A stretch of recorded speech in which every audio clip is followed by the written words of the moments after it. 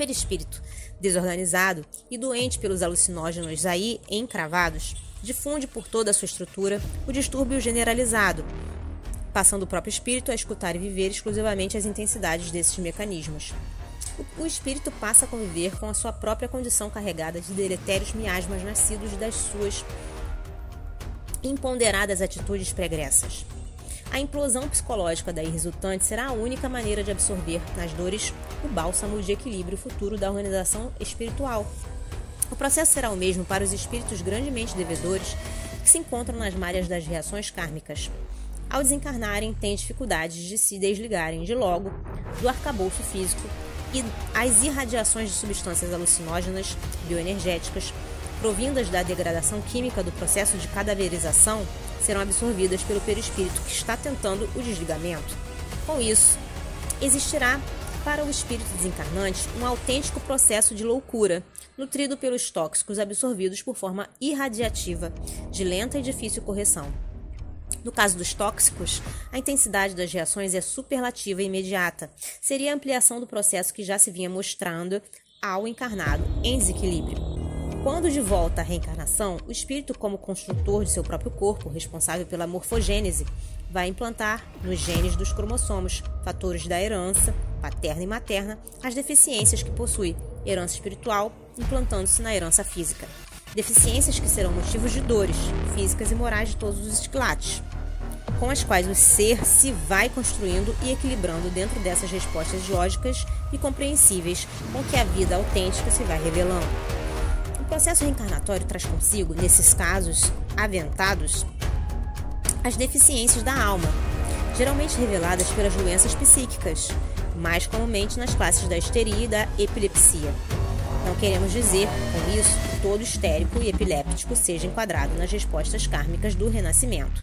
Mas será lógico entender que as deficiências do nascimento são a expressão de reações que o espírito expele, a fim de colher nos resultados respostas dolorosas do seu futuro equilíbrio e bem-estar.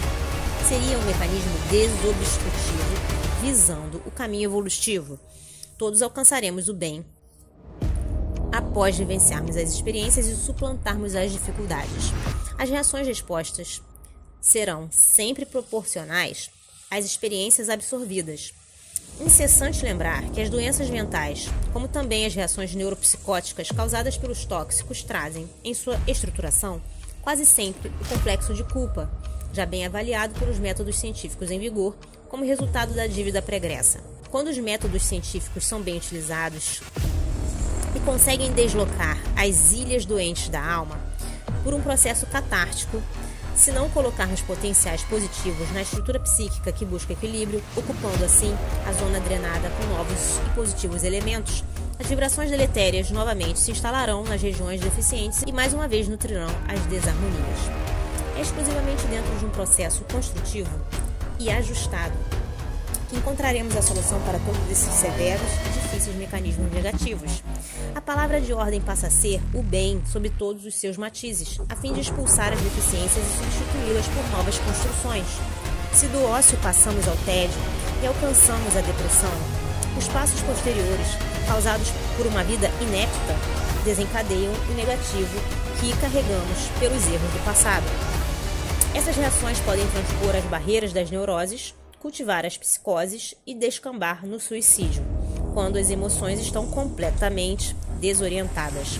A vida exige qualidade, razões positivas, construções no bem, um trabalho produtivo onde devemos, com as nossas potencialidades de eterno impulso, neutralizar os efeitos do passado e descerrar os véus mais sombrios da alma, a fim de luarizarmos o psiquismo.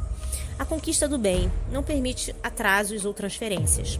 Necessitamos de valorizar nossas horas em atitudes corretas e bem distribuídas na construção. Única maneira de avançarmos e visualizarmos as glebas autênticas, harmônicas e ajustadas dos nossos sonhos.